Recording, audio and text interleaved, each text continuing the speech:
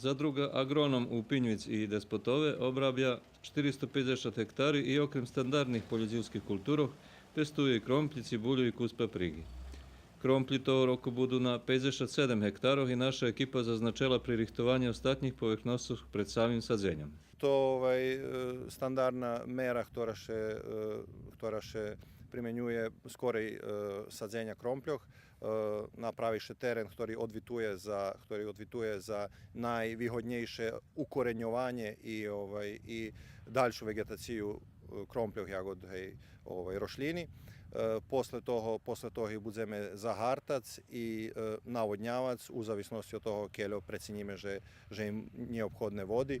I drugi miri agrotehnički budeme primjenjovac u momentu kad to bude potrebne, zaštita od korovčog, zaštita od insektov, zaštita od horotoh i tak dalje. Za toto operaciju potrebni traktor, ktorý má minimálno 222 konjski sili, a tiž taki potrebni i za sadzenie zo štirošorovu mašinu, ktorá istočasne urucuje i insekticidi. Zadruga Agronom kromplji i cibulju pestuje pod sistemu monitoringu državi i ma fitosanitarne číslo, ktoré omožľivuje vývoz do žemov Európskej únie.